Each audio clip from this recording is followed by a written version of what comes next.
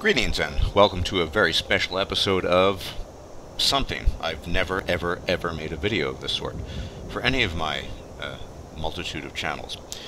But this video, or the idea for this video, arose from a dilemma that my character is finding herself in. Now, before I proceed, let me first offer a warning to people who are sensitive.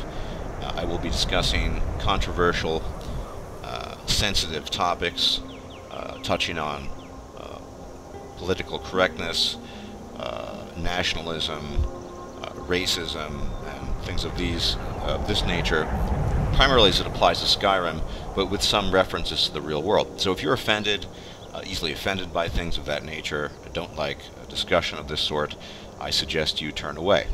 So there's the warning. But before I go into it, this is my character, Zura Shieldbreaker. She is an orc, obviously. She's originally from Dushnik Yal. This is Nozzlebur, as you can see, not Dushnik Yal. And so about the character herself, yeah, she's kind of a classic warrior, as you can see. She's totally clad in orcish armor. Take that helmet off there. Looks very orcish as well. Nice orcish haircut, nice orcish tattoos. Looks like a nice, well-dressed female orc. Like I said, she's almost a pure warrior. As you can see, the massive orcish crossbow on her back. And her main weapon, of course, is the hatchet. Not a war axe, but a hatchet. If you use Skyrim Redone, you'll know that there are specific perks for specific weapons, as you can see. She specializes in speechcraft, in marksmanship to a fair degree, in crossbows I need to increase my skill there, and light weaponry to a heavy degree.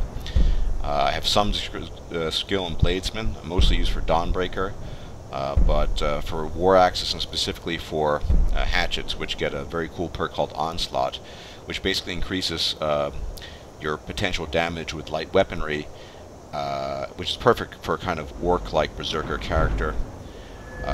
Block, obviously, almost maxed out. Shield a lot. Heavy armor. Need to work on that a bit, even though I have a high rating. And it's weird. My smithing, it still goes up, as you can see. It's 161, but it seems to be stuck at 150. I'm not really sure why. And I do use healing spells on occasion, so that's why I have this. Otherwise, I don't really use magic, so it's kind of a non-magic character. But that's my character. If you want to talk too much about the mechanics, like I said, all orcish armor, sort of a classic setup. And speaking of orcs, the topic of this video is kind of related. It's about race and nationalism in Skyrim. Now, there's some fundamental problems I see with the Skyrim panorama. I have some serious issues. I've never ever joined the Stormcloaks, and part of this is related to my in real life natural dislike for nationalism and racism. And I see the Stormcloaks essentially as Stormfront. I mean, they essentially are the white supremacist nationalists of Skyrim. Everything they say alludes to this. There's no hiding it. I mean, if you ever walk by a Stormcloak soldier, as if you know any true sons or daughters of Skyrim, tell them that Ulfric Stormcloak wants to see them. And this is, I'm paraphrasing here, but it's almost exact. If you ever hear some of the guards in Windhelm or Nords in general, they'll make this offhand comment about the orcish strongholds. They'll say something to the effect of, yeah, I have nothing against orcs, but those strongholds they have are an affront to my people. I mean, there's just really nothing in my eyes redeeming about the Stormcloaks. Now, I wanted to try my character's origin. I use alternative start, that is, the mod with different lives you can start with as opposed to just being a prisoner. And she started in the stronghold of Dushnik Yal. And she, you know, was a kind of an orc who yearned for freedom. And, you know, that being the case, she left, and so she's a sort of a freedom fighter of sorts. So I'm trying to come up with an idea on some grounds of how I might align with the Stormcloaks, because I've never actually ever done this. And this is someone who probably has more Skyrim hours clocked in than every human being on the planet combined. Well, not combined, or most people. I just can't find that because there's nothing redeeming about them. I suppose if I played a Nord white supremacist nationalist, I could do that. But once again, I don't even play humans that often. I don't really have a favorite race or favorite anything, but I do tend to play warriors more often than other classes, than stealth, rogues, or mages. And orcs might be my favorite, but I like orcs a lot. I like Argonians, Khajiit. I'll play elves sometimes, Bosmer specifically. I'm not really a fan of the humans, and Nords I almost never play. I mean, they have great abilities, especially with Skyrim redone. I'd say that orcs and Nords are probably the top picks for warriors if you're looking just from a pure abilities basis. But their perspective generally, I mean, of course there are some Nords that are welcoming of other races. I don't remember his name, but the gentleman in Windhelm who asked you that question, do you think other races should be welcome in Skyrim? And depending on your answer, he'll talk to you or not. And he's trying to convince Ulfric Stormcloak that other races should be welcome. But that said, it's a daunting task. I mean, there's just really nothing in my eyes redeeming about the Stormcloaks. On the other hand, I certainly can see the Empire. The Empire is obviously a plagiarism of the Roman Empire. Obviously, I mean, I don't blame Bethesda. This is, that's how you get ideas for games. And it kind of, and you even have historical plagiarism with the banning of early Christianity. Mind you, I mean, those of you who know me, I'm an atheist, obviously, but in the early days of the Roman Empire, before Constantine had accepted Christianity, way later in the 4th century, Christianity was sort of a forbidden fruit of a religion. Only the accepted cults, as decreed by the Caesar, the emperor, were acceptable, including his own cult, the cult of the emperor. And so I can see the analogy of how Talos, the worship of Talos, has been banned. And once again, Talos is none other than Jesus Christ. He is the man-God personified, and so on and so forth. I can see people that is Nords specifically being hurt by this, but I just, by and large, even though every empire is based on some principle of assimilation, there are just some serious issues I have with the Stormcloaks. I mean, they're just unrelentingly racist and unrelentingly nationalistic, and just I don't really have a good word to say about them. And for our character that's dear to my heart as a hatchet and shield pure orcish warrior is, of course, to align yourself with a Stormcloak, even if you're much more of a wandering, freedom-loving sort of character, just seems, I don't know, just out of place. I mean, even though I wanted to do something, I still am, as you can see, I'm level 54. I still haven't done a lot of the main quests. I'm still not Harbinger, although I'm on my way to becoming Harbinger of the Companions. Using a mod called Enhanced Companions takes longer. But, it's just, I just don't see myself align myself with the Stormcloaks ever, unless I specifically played. This is specifically the character I envisioned in the future that could, in fact, ally his or herself. I usually play 50-50 male-female, so my next character will probably be male.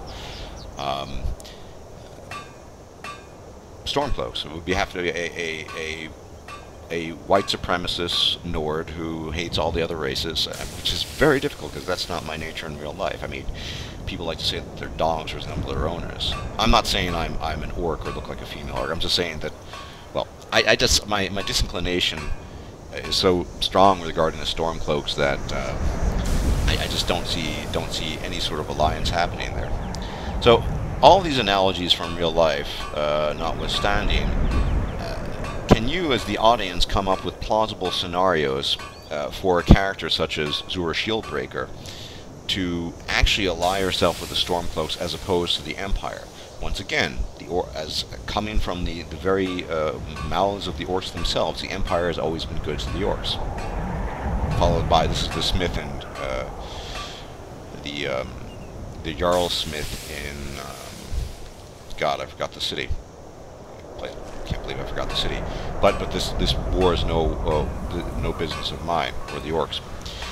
But that said, can you come up with a plausible scenario, even for most races? I mean, Orcs are kind of borderline. If you're a Khajiit or Argonian, there's almost no... I can't think of a single argument you could offer. I mean, you could sort of say, you know, Orcs, they want to, you know, maintain their own independence because they like hanging out in their strongholds and they have their own traditions, and so you could sort of empathize along the lines of the Nords with the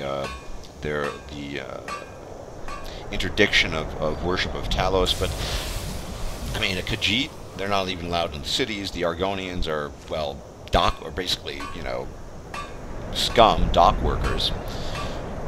The Dark Elves, I mean, can you be a Dark Elf and support the Stormcloaks? It's insane. And of course, it goes without saying, I'll go through all the races. Dark Elf, Grey Quarter, all I need to say on that. Argonian, dock worker, not allowed to live in the city proper. Khajiit, not even allowed into the cities, period, any city. Markoth, sorry, that was the city where the Orc says that. The Empire is good to the Orcs. Sorry for that. Then, Bosmer, I guess you could see it in a neutral. When I play Bosmer, which is reasonably frequently, they're probably my favorite elves to play. You know, although Orcs technically are elves, so I guess they, being a sort of a wilderness, freedom-loving folk, I could see them sort of aligned. But once again, Orcs, sorry, non-human races, specifically non-Nords. Breton, I guess. But you know, Breton just seems a Breton with their magical inclination seems to be much more inclined to ally his or herself with the Empire.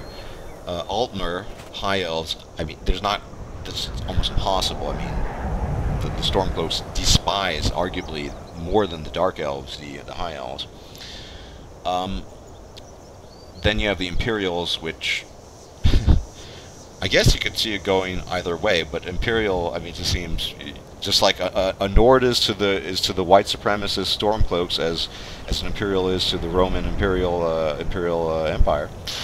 Finally, the only plausible race, highly plausible race, I can see allying themselves with probably the human race I play the most, which are Red Guards, would be Red Guards, allying themselves with the Stormcloaks. I'll tell you why. We know that they fought in the war prior the 30-year war, the other 30-year war. I mean, yes, all the stuff from history, and it looks like there's a battle going on down there. I don't know what kind of battle. A werewolf. I'm a werewolf, by the way, so that werewolf isn't going to attack me. The music is kind of annoying, though. Final note, yeah, Red Guards fought back and fought off the. Looks like the werewolf is gone. The Thalmor. So I don't know. I think the Red Guards could make decent allies of the Stormcloaks. But can you, for all these races, I mean, run through your brains. Can you find a plausible argument, A, for my character, and B, for any non-Nord to join the Stormcloaks? Like, I really can't find a really good one. Some worse than others. As I said, Khajiit, Argonians, Dark Elves, Altmer, impossible, I think. Others, you know, maybe. Anyway, I hope that was interesting, or this sparked some interesting discussion. As a huge fan of Skyrim, likely my favorite game, I'd like discussions of this sort more often. So, everyone, take care, and thanks for watching, and may the gods watch over you.